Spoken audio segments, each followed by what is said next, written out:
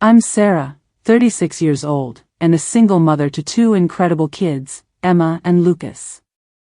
Growing up in what looked like the perfect middle-class family from the outside, I learned early that appearances can be devastatingly deceiving. For years, I endured monthly family gatherings where my children and I were treated as unwelcome guests in what should have been our safe space. But 3 weeks ago, a simple pizza order became the catalyst that finally opened my eyes and changed our lives forever.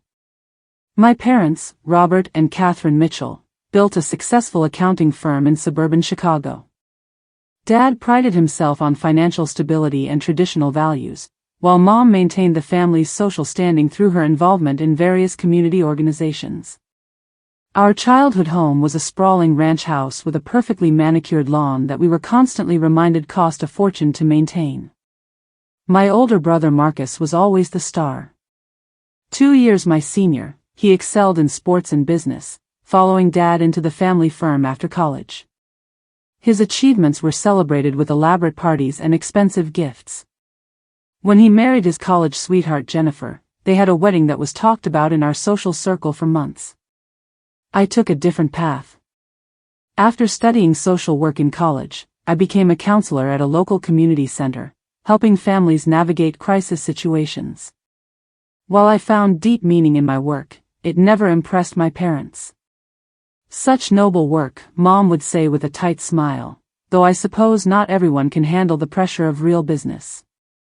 When I married David, a teacher at the local high school, the contrast became even more apparent. Marcus and Jennifer received a down payment for their dream home as a wedding gift. David and I got a set of kitchen appliances and lectures about living within our means.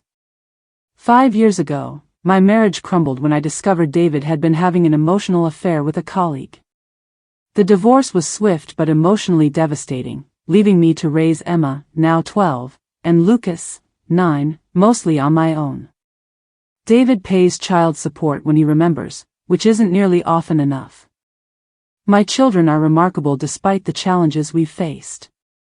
Emma inherited my empathy and spends her free time writing stories about characters who overcome adversity. Lucas has an analytical mind like his grandfather, though he uses it to build elaborate Lego creations rather than balance spreadsheets. Both kids have learned to be polite and grateful, perhaps too much so. The monthly family dinners at my parents' house became exercises in endurance. Marcus and Jennifer would arrive with their twin boys, Alex and Tyler, both 10, who seemed to own every electronic device ever manufactured. These cousins would monopolize conversations, interrupt adults freely, and handle my parents' expensive collectibles without consequence. Meanwhile, Emma and Lucas learned to sit quietly, speak only when addressed, and never ask for seconds at dinner. The subtle comparisons were constant. Marcus's boys are so confident and outgoing, or, "It's such a shame Emma is so shy. Confidence is so important for success." Last month, things escalated when Marcus announced he was expanding the business and buying a vacation home in Colorado. My parents beamed with pride, discussing family ski trips and summer retreats. When Lucas quietly asked if we might visit sometime, Mom patted his head condescendingly and said, "Oh sweetie, that's for the business family." That comment haunted me, but I still wasn't prepared for what happened 3 weeks ago. That Saturday started normally in our small 3-bedroom townhouse.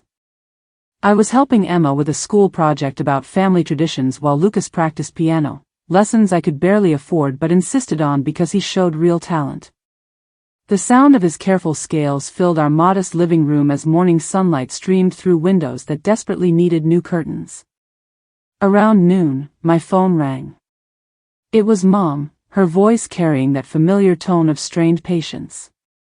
"Sarah, we're having an impromptu family dinner tonight. Marcus has some business news to share, and Catherine thinks it would be nice for everyone to be together." I glanced at our weekly meal plan, carefully budgeted and already partially prepared. "What time should we be there?" 5:30 sharp. "And don't bother cooking anything, we're ordering in tonight." This was unusual. Mom prided herself on elaborate home-cooked meals that showcased her culinary skills.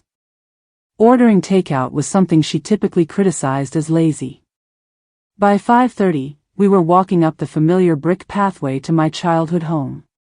Marcus's new BMW was parked in the driveway next to Jennifer's SUV. Through the large front window, I could see my parents gesturing animatedly while Marcus showed them something on his tablet. "Why does Uncle Marcus always have new cars?" Lucas asked innocently. "Different people have different priorities," I replied, the diplomatic answer I'd perfected over years of similar questions. Inside, the atmosphere felt electric with excitement, the kind I remembered from Marcus's major announcements growing up. Dad was pouring expensive wine while Mom fussed over Marcus's boys, who were sprawled across the leather furniture with their devices. "Sarah." Finally, Mom called out. "We've been waiting to order dinner." Marcus looked up from his tablet, grinning broadly. "Perfect timing, sis. We just finalized the Colorado house purchase. Dad and I are also opening a satellite office there." The room erupted in congratulations and questions about square footage, ski access, and business opportunities.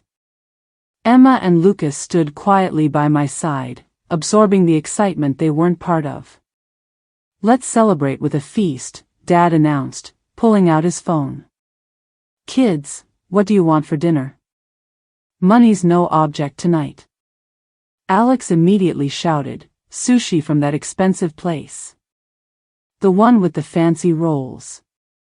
Tyler chimed in, "And can we get those desserts that cost $20 each?" Jennifer laughed indulgently. "Boys will be boys. They have such sophisticated tastes." Mom nodded approvingly. "Of course, darlings." "Marcus, what about you and Jennifer?" They discussed premium steakhouse options and wine pairings while I waited for someone to ask what Emma and Lucas might want. The silence stretched uncomfortably. Finally, I cleared my throat. "Should I ask Emma and Lucas what they'd like?" Mom's expression shifted almost imperceptibly. "Oh, there are leftovers in the refrigerator they can have. No need to complicate the order." The words hit me like a physical blow. Around me, the conversation continued about Wagyu beef and imported cheese, while my children stood there realizing they weren't included in the celebration meal. "Mom," I said carefully, "I think the kids would enjoy choosing something special too." Dad looked up from his phone impatiently. "Sarah, we're trying to keep this simple. There's plenty of food in the kitchen." Marcus added with a laugh, "Come on, sis. It's not like they need restaurant food. Kids eat anything." But it was Mom's next comment that shattered something inside me. "Really, Sarah, you should be grateful we include you at all. These business celebrations are for the family members who actually contribute something." The room fell silent. Emma's hand found mine, trembling slightly. Lucas pressed closer to my side. In that moment, I saw the situation with painful clarity. My children were learning that they were lesser, that they didn't deserve the same treatment as their cousins, that their worth was measured by their parents' financial success. I looked at my children's faces and made a decision that would change everything. "Emma, Lucas, get your coats. We're leaving." Mom's wine glass paused halfway to her lips. "Don't be dramatic, Sarah." "I'm not being dramatic. I'm being a mother." I helped Emma with her jacket while Marcus rolled his eyes. "Where are you going to go?" Jennifer asked with mock concern. "You can't exactly afford the places we're ordering from."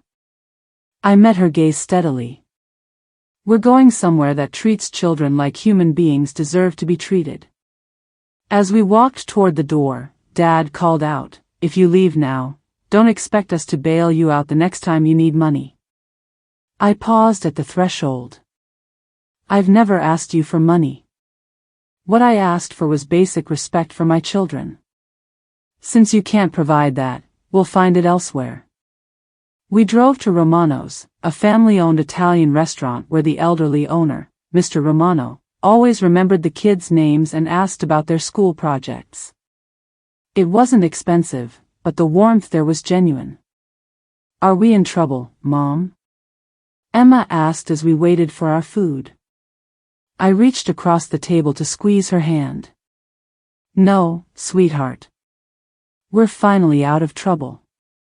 My phone buzzed constantly with messages I didn't read until after we got home. The texts revealed the predictable cycle of family manipulation, anger, justification, and finally bargaining. From Marcus, "You're overreacting as usual. The kids are fine." From Mom, "Family gatherings are complicated. You're being too sensitive." From Dad, "Your children need to learn about the real world. We can't coddle them forever."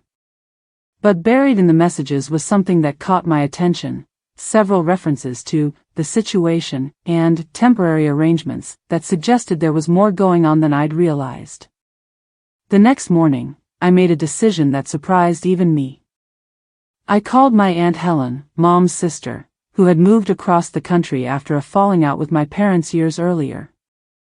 Helen had always sent thoughtful birthday gifts and graduation cards, but I'd been subtly discouraged from maintaining close contact. "Sarah." Helen's voice was warm with surprise. "What a wonderful surprise. How are you, honey?" The concern in her voice broke down my usual defenses, and I found myself telling her everything: years of subtle favoritism, the previous night's humiliation, my growing worry about what my children were learning about their own worth.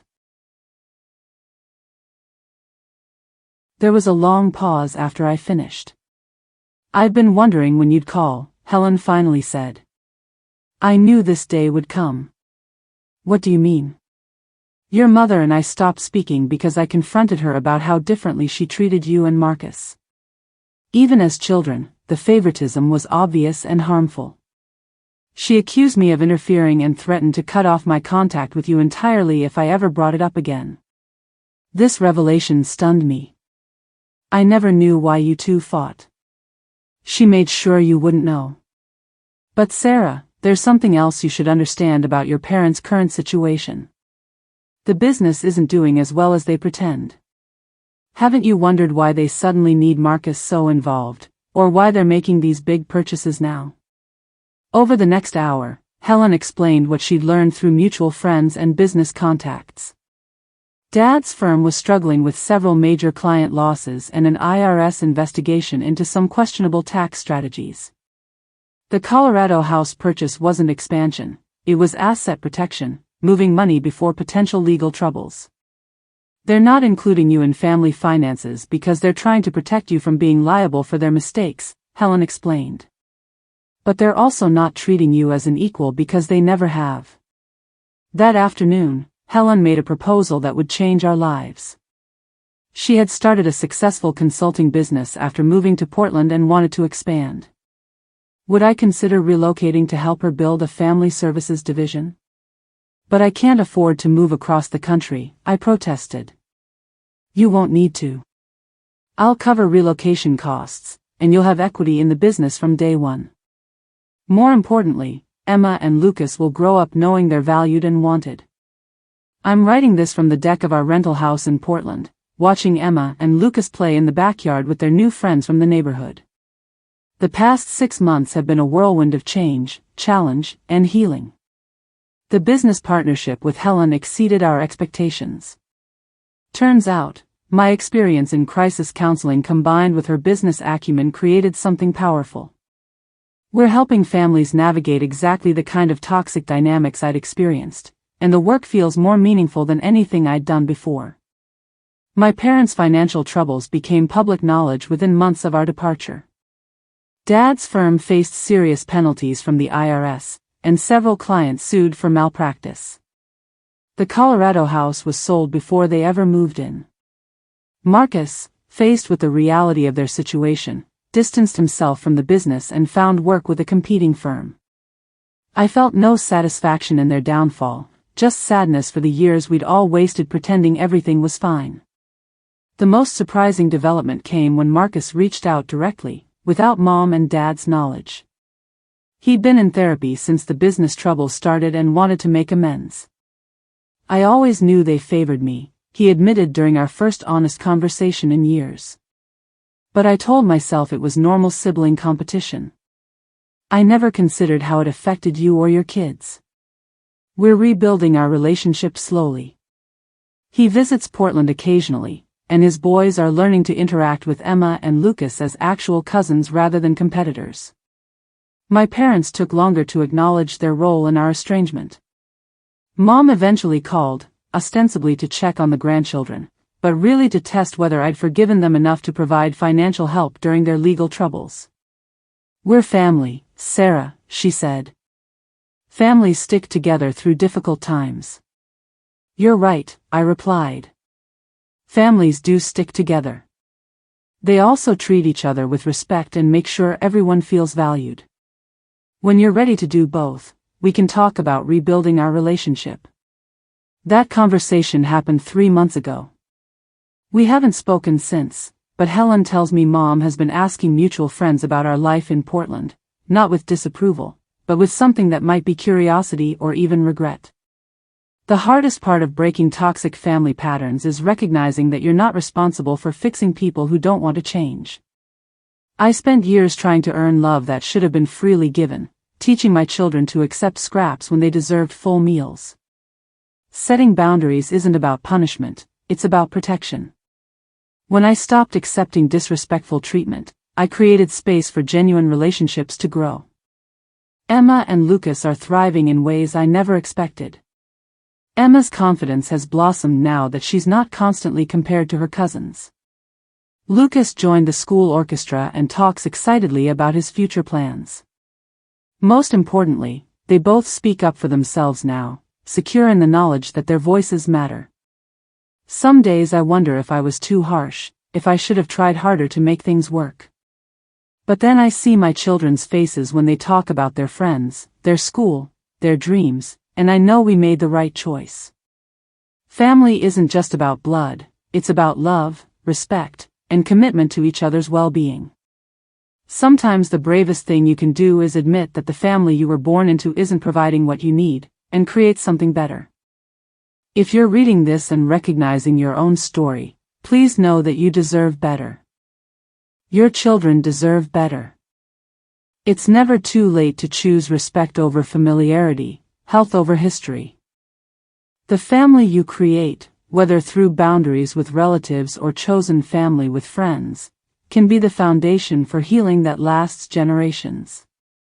Standing up for yourself isn't selfish. It's survival. And sometimes, it's the first step toward the life you were always meant to live.